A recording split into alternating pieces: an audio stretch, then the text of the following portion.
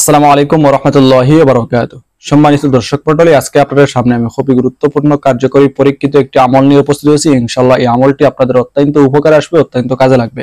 শুরু থেকে শেষ পর্যন্ত ভিডিও যারা দেখবেন তাদের জন্য এটা হয়তো অত্যন্ত জীবন পাল্টে দেওয়ার মতো একটা ভিডিও হতে পারে।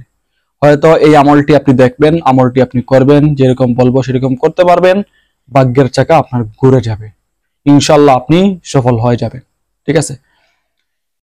তো যাই হোক, আজকের একটা কোরআনী আমল, সেজন্য আদবের সহিত ভিডিও দেখা শুরু করেন। ইনশাআল্লাহ অত্যন্ত উপকার পাবেন।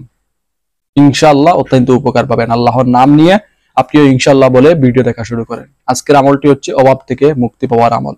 ইনশাআল্লাহ এই আমল করবেন, হাদিস অনুযায়ী আপনারা আমল করবেন, অভাব থেকে আপনি মুক্তি পেতেই হবে ইনশাআল্লাহ। এরকম দৃঢ় বিশ্বাস আল্লাহ তাআলার উপর রাখেন এখন থেকেই। মুখ দিয়ে তো রাখেন, আমরা সবাই রাখি, অন্তর দিয়ে তো আমরা রাখতে পারি না। যদি রাখতাম তাহলে কবিরাজকে বড় অঙ্কের টাকা দিতে পারতাম না। ঠিক আছে? বুঝতাম যে সে সবকিছু করতে পারবে না, আল্লাহ তো একজন আছেন, তাহলে তাকে বড় অঙ্কের টাকা কেন দিলাম। সেজন্য অবশ্যই একই ঠিক রেখে, মুখে অন্তরে সবকিছু মিল রেখে ভিডিও দেখেন আর আমল করবেন, ইনশাআল্লাহ উপকার পাবেন। আজকের আমলটি হচ্ছে কোরআন শরীফের একটি সূরা আপনাদের সামনে বলে দেবো। এই সূরাটা অত্যন্ত সহজ একটি সূরা, এটা আমরা সবাই পারি। একটু দেখে দেখে পড়লে আমরা সবাই এটা সহি শুদ্ধভাবে পাঠ করতে পারি, কারণ এটা সচরাচর মাইকের আওয়াজেও শোনা যায়, মোবাইলেও শোনা যায়, অন্য কেউ তিলাওয়াত করতেও শোনা যায়।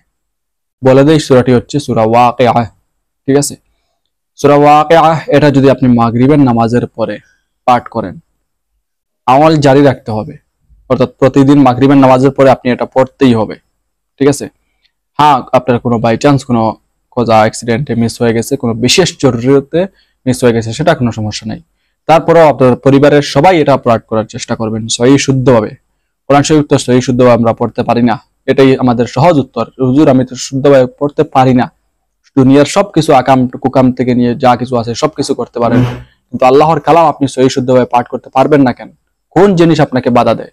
বাধা দেয় শুধু এটাই যে এটার দ্বারা দুনিয়াতে তেমন উপকার পাওয়া যাচ্ছে না, পাওয়া গেলেও এটা দেখা যাচ্ছে না।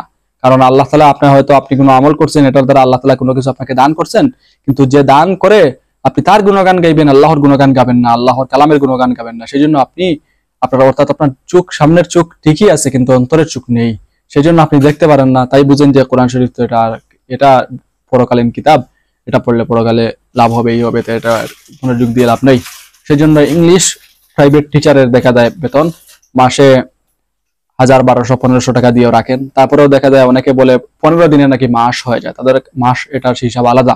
তারপরেও তো টাকা দিতে পিছপা হন না, কারণ শিক্ষিত হবে।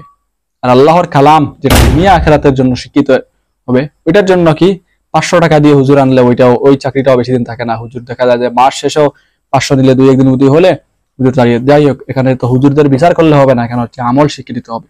যতটুকু পারবেন সহি শুদ্ধভাবে পাঠ করার চেষ্টা করবেন, সহি শুদ্ধভাবে পাঠ করা শিখবেন। ঠিক আছে? অবশ্যই শিখবেন। এটা শিখতে হলে তোমার সময় লাগবে না, 1 সপ্তাহ যদি আপনি সময় দেন, অনলাইনে সময় দিলে অনলাইনে আপনি শিখতে পারবেন। তো যাই হোক, মাগরিবের নামাজের পরে পুরা ফ্যামিলি যদি পড়তে পারেন তাহলে বেশ ভালো। আর না হয় প্রতি ফ্যামিলিতে একজন মানুষ যদি সূরা ওয়াকিয়া পড়ার অভ্যাস করে 21 দিন পর্যন্ত আপনি আমল করেন, এর ভিতরে যদি আপনার অভাব অনটনের চাক্কা যদি পরিবর্তন না হয়, স্থান থেকে যদি না ঢুলে, তাহলে কি বলতাম, আমি যদি বলি যে কান কেটে ফেলবো, এটা আমার কোনো মিথ্যা হবে না। ঠিক আছে? ইনশাআল্লাহ আল্লাহ তাআলার কালামের পাওয়ার আপনারা দেখতে পারেন। এখন পাওয়ার দেখার জন্য যদি আমল করেন তাইলে উপকার নাও পেতে পারেন। আল্লাহ তাআলার উপর দৃঢ় বিশ্বাস রেখে, সওয়াবের উদ্দেশ্যে, পরকালীন ফায়দা উপভোগ করার জন্য, আল্লাহকে রাজি খুশি করার জন্য। ঠিক আছে? ওমা খালাকতুল জিন্না ওয়াল ইনসা ইল্লা লিয়াবুদুন। আল্লাহ তাআলা মানুষকে সৃষ্টি করেছেন ইবাদতের জন্য। মনে করেন আল্লাহর ইবাদত করতেছেন, গোলামি করতেছেন, এই গোলামির জন্য, দাসত্বের জন্য আপনি আমল করেন সওয়াবের উদ্দেশ্যে। যে একটি অক্ষর যদি আমি পড়ি, কমপক্ষে তো 10টি করে নেকি পাবো। যে একটি নেকির জন্য কিয়ামতের দিন বাবা মা সন্তানকে অস্বীকার করবে। আজ বাবা মা সন্তানের জন্য কত আদর, মায়া, সোহাগ, কিন্তু ওই দিন বোঝা যাবে একটি নেকির কত মূল্য। ঠিক আছে? হয়তো একটি নেকির জন্য আপনার পা পিছলে যেতে পারে, সেই রকম একটি অক্ষর দ্বারা, মাত্র একটি অক্ষরের বিনিময়ে আপনি 10টি করে নেকি পাচ্ছেন, কত দামি নেকি। ঠিক আছে? তাইলে সেই নেকির জন্য দুনিয়াতে যেরকম যেদিকে টাকা বেশি ওইদিকে আমাদের সবার মন যায়, কোরআন শরীফে এরকম নেকি অনেক বেশি। এটা নেকির উদ্দেশ্যে আপনি পাঠ করেন, আর 21 দিন পরে আপনি আপনাকে একটু চিন্তা ফিকির করে দেখেন তো, আপনি 21 দিন আগে কোন অবস্থানে আসলেন, আমল করার পূর্বে কোন অবস্থানে ছিলেন, আর বর্তমানে আমল করার কারণে আপনি কোন অবস্থানে আছেন, এটা একটু আপনি যাচাই করে দেখবেন। এটা আপনাকে বলবো। ঠিক আছে? অবশ্যই অবশ্যই পরিবর্তন হবে ইনশাআল্লাহ। ঠিক আছে? তো যাই হোক, এই আমলটি আপনারা করবেন, শুধু আপনি নয়, পরিবারকে এটা বলবেন, সবাই করার জন্য, সবাই করবেন। টাকা পাওয়ার জন্য নয়, আমল করবেন আল্লাহকে রাজি খুশি করার জন্য। যখন আপনি পরকালীন কোনো কিছুর জন্য পরকালমুখী আপনি হয়ে যাবেন, দুনিয়া আপনার পিছু পিছু করবে। বিশ্বাস হয় না? দেখবেন যারা আল্লাহওয়ালা মানুষ রয়েছেন, যারা আল্লাহর ওয়ালি রয়েছেন, তাদের দিকে একটু খেয়াল করে দেখবেন, তাদেরকে মানুষ কি খাওয়াবে টাইম নাই, ওরা খাওয়ার টাইম নাই, কি দিবে মানুষ, কি দিবে দেওয়ার টাইম নাই, অর্থাৎ দেওয়ার সিরিয়ালই পাচ্ছে না। উনি যা দিতেছে, উনি যদি বলতেছে আমারটা যদি উনি পড়তেন তাহলে কত সুবিধা হতো, এরকম দেখবেন। কিছু মানুষ আছে এটা দেখলে তাদের চুলকায়, তাদের চুলকাওক, সেই দিকে আপনি না মনোযোগ দিয়ে তাদের দেখিয়েন যে তারা কিরকম, তাদের পরাণ পোষক, খাওয়া দাওয়া সবকিছু। তাদেরকে খাওয়াইতে পারলে আমরা মনে করি নিজেকে ধন্য, কিন্তু তারা খাওয়ার টাইম নাই, কারটা খাবে? এর মানে কি? মানে দুনিয়া তাদের পিছনে ঘুরতেছে, কিন্তু তারা পরকালমুখী। ঠিক তেমনি আপনি ওইরকম হয়ে যান, দেখবেন টাকা পয়সা, আপনি দুনিয়ার মায়া ছেড়ে দেন, দেখবেন টাকা পয়সার কোনো অভাব নেই, অটল সম্পত্তি আপনি পাবেন, কিন্তু আপনার পরকালমুখী থাকবেন। আর যদি এরকম হয় যে টাকা পয়সার মুহে পড়ে আপনি পরকাল ছেড়ে দিবেন, 21 দিনের জন্য আপনি সূরা ওয়াকিয়া শুরু করছেন আর টাকা পয়সা পেয়ে গেছেন, ওয়াকিয়াও নাই, আগে নামাজ পড়তেন, এখন টাকা পয়সার মুহে পড়ে একটু ব্যস্ততা বেড়ে গেছে, নামাজও বাদ দিয়ে দিয়েছেন, বাহ, আপনি তো দুম সানাউল্লাহ। এরকম কোনো কিছু দিয়ে কোনো কিছু হবে না। তো যাই হোক, এই আমলটি আপনারা করবেন, ইনশাআল্লাহ অত্যন্ত উপকার পাবেন, যার মধ্যে কোনো মিস নেই।